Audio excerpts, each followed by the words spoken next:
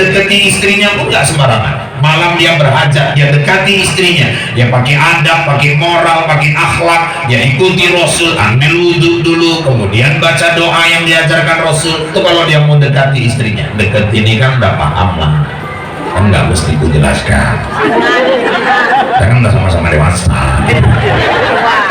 kan banyak anak-anak kan nggak enak. Waduh, itu nggak paham bodoh banget.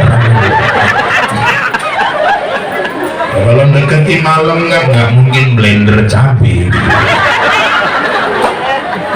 Dia ikuti ajaran Rasul itu. Bu, Nabi itu kalau mau deketi istrinya wudhu, udah, kemudian dia baca doa, Allahumma jannibni syaitan wa jannibni syaitan ma razaqtana.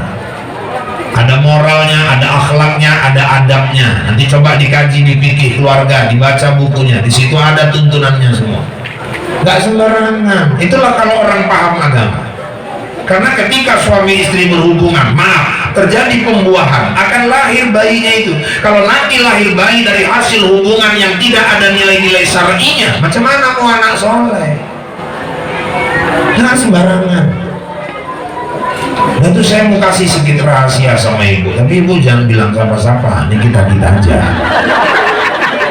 Ya, bukan karena ibu udah anggap keluarganya, kalau orang lain pun nggak aku kasih tahu nih. Kita ini semua dari lahir sampai meninggal ada satu jin yang ngikuti kita terus. Setiap kitanya ada jin pendamping, namanya Qarin. Bukan nanti surah Qaf ayat 27.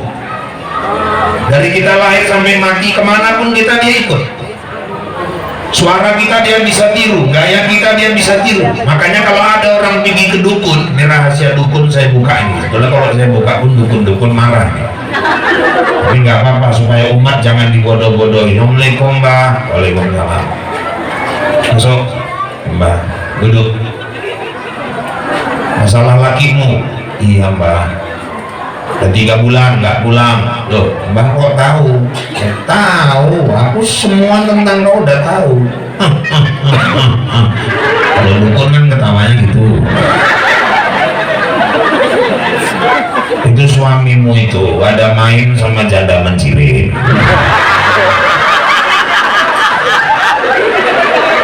Ya, memang iya Mbak. Loh Mbak kok tahu? Udah tenang, aku udah tahu semua. Orang tuh hubungan udah ada 4 bulan sebetulnya. Dulu lakinya meninggal kecelakaan. Ya memang iya Mbak. Tuh anaknya 3. Betul Mbak, baru lega. Loh Mbak kok tahu semua Mbak?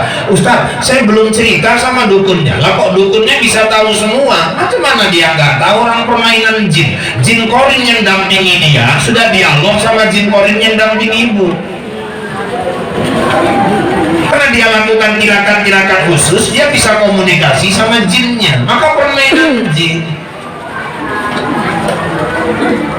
Ada mama-mama meninggal, namanya katakanlah yang meninggal ini wah beda.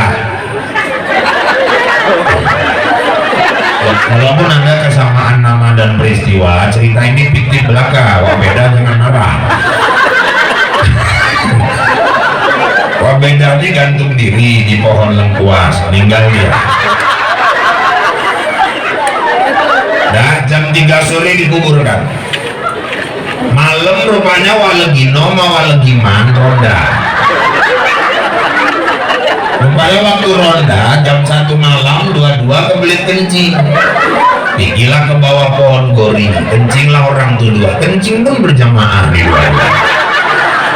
Supaya waktu kencing, walegiman tadi nengok ke atas pohon gori, wah beda nyengir dari atas. Padahal jam 3 udah dikuburkan. Senggolnya walegiman, mana, kok ikut loh. Gimana nengok, wah dua-dua puter balik kanan, lari kontak sampai lupa naikkan celana dua-dua. Terus geger cerita di kampung. Apa katanya? Arwah wah beda gentayangan. Gak ada Bu istilah arwah gentayangan.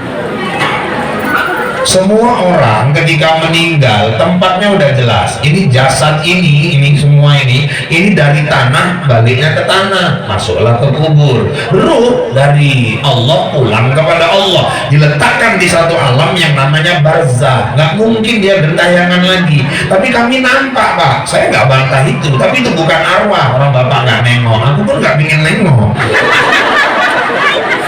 Suara sama Pak, gaya sama, betul. Itu bukan rohnya, itulah jin korin yang dampingin. Wah, beda selama hidupnya.